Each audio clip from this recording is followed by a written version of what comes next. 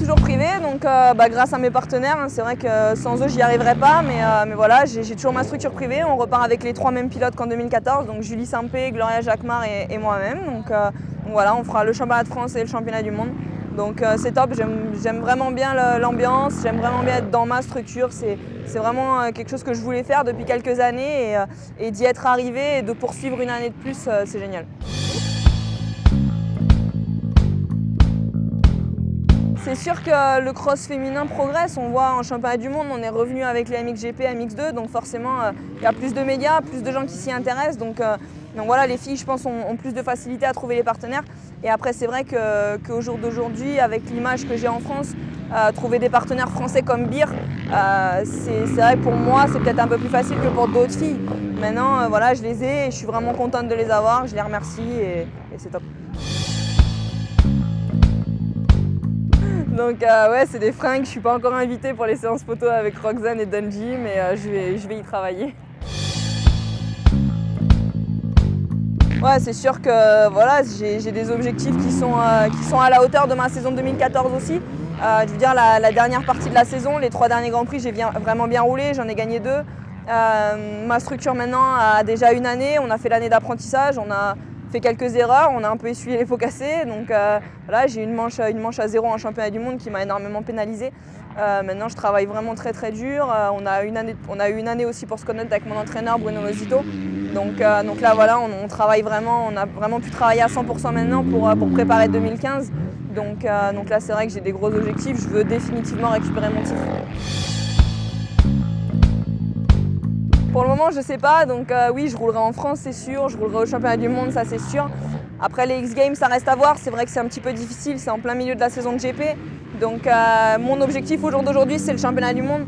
Donc repartir sur les X-Games en milieu d'année, c'est vrai que c'est pas évident. Et puis j'ai plus trop le temps de faire du SX. Là en ce moment, je prépare le championnat du monde. On est aujourd'hui à l'Elsinore, il y a Vicky Golden qui s'entraîne à 100 mètres de moi en SX avec les meilleurs pilotes du monde. Elle va faire ça toute l'année. Aller rouler avec elle au X-Games et jouer la gagne, ça va être vraiment très très compliqué. Donc je pense que cette année, je vais me concentrer sur le championnat du monde et peut-être que je referai les X-Games avant la fin de ma carrière. C'est vrai que j'y ai pensé quand moi j'ai fait du SX, je me suis rendu compte qu'il y a un petit peu moins de différence physique, à part dans les hoops. Où c'est vrai que c'est énormément de technique, donc les filles je pense qu'on est un petit peu moins désavantagées en supercross qu'en motocross. Maintenant il y a une autre grosse partie en SX, c'est qu'il faut avoir un gros cœur pour s'envoyer les triples, pour rentrer à fond dans les hoops. Et ça, je sais pas pour les autres filles, mais en tout cas moi il m'en manque un petit peu quand même. Donc j'ai la chance d'avoir des très gentils amis qui sont la famille Jacquemart et la famille Verhaeghe.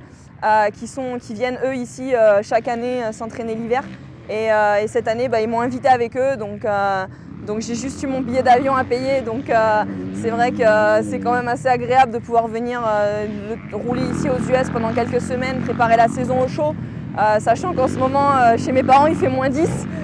C'est vrai qu'on est quand même bien ici donc voilà, c'était pas un gros financement.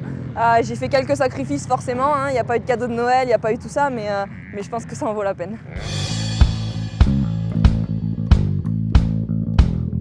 Non mais après voilà, il faut remettre les choses dans le contexte. J'ai déjà passé l'hiver en Belgique à Lommel à faire des manches sous la pluie. Maintenant moi, ma saison de Grand Prix, on a 6 Grands Prix cette année, il n'y a pas un seul Grand Prix dans le sable. C'est que des Grands Prix dans la terre. Et donc du coup c'est ce qui m'aurait manqué un petit peu, c'est ce qui m'a manqué l'hiver dernier parce que j'ai beaucoup roulé dans le sable pour le Touquet. Et puis quand je suis arrivée au Qatar dans la terre, j'étais un petit peu perdue. À la différence de Megan Rutledge qui est australienne, en ce moment c'est en plein été chez eux, donc ils peuvent vraiment bien rouler dans la terre. Si j'étais restée en France, j'aurais dû aller rouler dans le sable puisqu'il fait que pleuvoir de toute façon, donc on est obligé de rouler dans le sable l'hiver. Et au final, pour une saison de Grand Prix comme la mienne, c'était pas forcément la meilleure préparation. Après, c'est vrai que pour les garçons qui font MX2, MXGP, sur les 18 Grands Prix, il y en a déjà 6 à 8 qui sont très très vraiment soit du gros sable, soit sablonneux. Donc eux, ils ont besoin de le faire, moi un peu moins. Oui, l'entraînement est un peu différent. Je profite d'être ici pour faire beaucoup de moto. C'est vrai qu'en France, j'ai un peu plus de jours de préparation physique qui s'accouplent à la moto. Ici, on profite d'être là pour faire vraiment beaucoup de moto. Donc là, le but, c'est de rouler. Donc mon programme est vraiment adapté au fait que je suis ici aux US et que j'ai la chance de pouvoir rouler tous les jours. Non, c'est vrai que oui, je suis très attachée à la nutrition, à la préparation. J'essaye de me donner toutes les chances d'y arriver. Donc ouais, j'ai pas mal travaillé avec des capteurs pour savoir combien de calories je brûle dans une journée d'entraînement physique, une journée classique ou même une journée de moto. Et c'est vrai que quelque part ça aide à voir un petit peu où on en est, si on est fatigué, si on a beaucoup perdu de calories et qu'il faut manger un peu plus le soir pour récupérer. Le problème que j'ai, c'est que j'aime bien manger, donc j'aime bien savoir les calories que j'ai brûlées, comme ça au moins ça me régule au niveau de ce que je vais manger. Non, on mange pas de hamburgers, tout ça. Honnêtement, même si je pouvais, même s'il n'y avait pas de moto, c'est vraiment trop gras et arrive un moment. C'est bien de le faire une fois, mais après, honnêtement, c'est pas mon truc. Tout, c'est vrai que... En fait, ce qui me plaît aux US, c'est de ne pas y rester déjà. C'est d'être ici pendant un mois et de profiter de tout ce qu'il y a ici en se disant, voilà, dans un mois, je rentre et c'est fini. Parce qu'il y a des choses qui sont super bien et c'est vrai qu'après, les embouteillages, c'est horrible. Pourtant, j'habite à Paris à la base, donc les embouteillages, je connais, mais ici, c'est vraiment pire. Après, ce qu'il y a de top, hier, on a été roulé à Milestone, on était garé à 15 mètres de Ryan Villopoto, il roulait avec nous.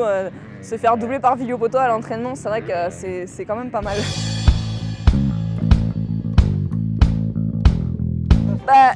Déjà, le problème de faire un championnat aux US, c'est que le championnat féminin ici a quasiment coulé. Je veux dire, il est plus du tout en même temps que l'outdoor, c'est complètement à part, donc c'est vraiment compliqué.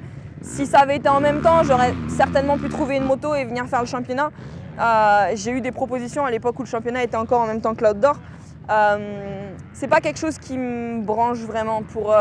Pour les garçons, c'est vraiment la vie de rêve ici. Maintenant, pour les filles, c'est pas encore vraiment ça. Donc je suis bien mieux en Europe avec ma famille et mes partenaires français. Qui c'est que je vois gagner à Anaheim? Je vais dire Ken Roczen parce que c'est un pilote que j'apprécie, qui roule avec nous en Europe et je pense qu'il s'est bien préparé. Il a gagné l'année dernière, donc on va dire Ken Roczen.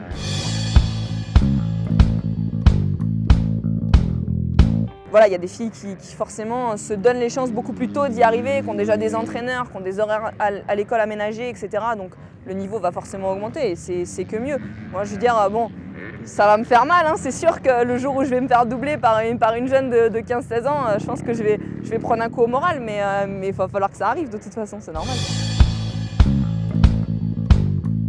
J'ai énormément changé ma méthode de travail.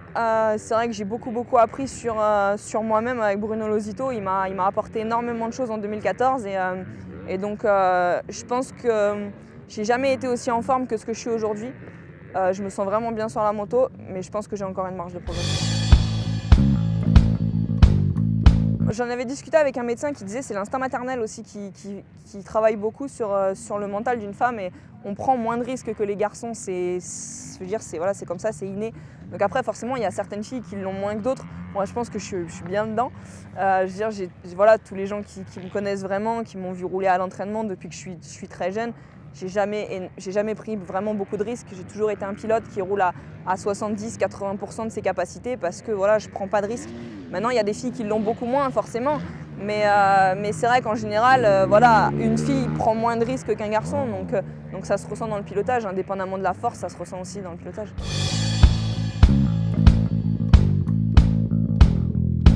C'est difficile comme question. Je veux dire, ça dépend pourquoi en fait. Ça dépend ce qu'on veut faire. Mais non, c'est un sport qui est génial. Moi, je regrette à aucun moment d'avoir fait ce sport-là. Même si c'est sûr qu'avec le même palmarès dans un autre sport, je gagnerais bien mieux ma vie qu'en moto, ça, il n'y a aucun doute là-dessus. Maintenant, voilà, c'est le sport que j'ai toujours voulu faire et je fais de la moto tous les jours. Aujourd'hui, je suis en Californie, je ne vais pas me plaindre. Donc, s'il y a des jeunes pilotes qui veulent suivre ma voie, qu'elles le fassent parce que je suis vraiment heureuse, il n'y a pas de souci là-dessus. Ouais, c'était marrant, c'était cool. C'est vrai que c'est la première fois que la Fédération française de moto lance un petit concours comme ça, donc sur des réseaux sociaux. Donc c'est vrai que j'ai la chance d'avoir énormément de fans sur Facebook qui m'ont vraiment suivi pour cette petite élection. Donc j'ai été élue par les fans sportifs de l'année sur Facebook et la presse a choisi un pilote de vitesse. Donc voilà, j'ai pas gagné le vrai concours, mais en tout cas mes fans ont voté pour moi et ça c'est cool, je les remercie. Comme je le disais, j'ai jamais été une pilote qui prenait vraiment beaucoup de risques, mais je me suis quand même beaucoup blessée dans ma carrière.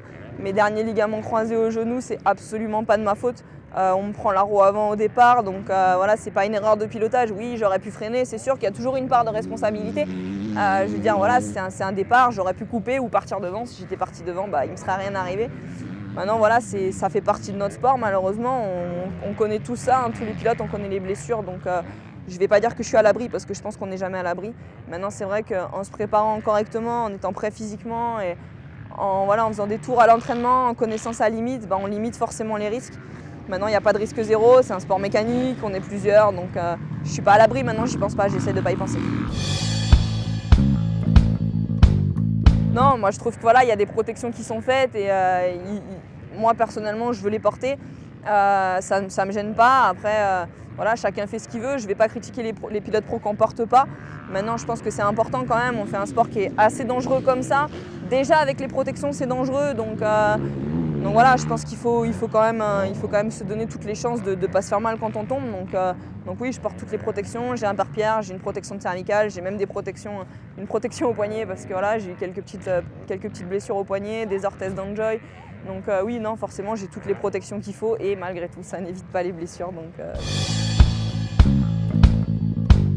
Je dirais les sauts, un bon saut, une bonne table en travers comme ici, là, les Casinors, c'est cool.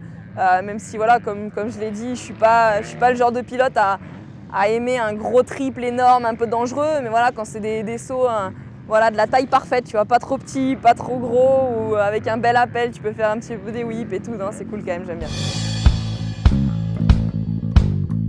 Donc je souhaite à tous les lecteurs de Moto Verte, à tous mes fans et à tout le monde une excellente année 2015.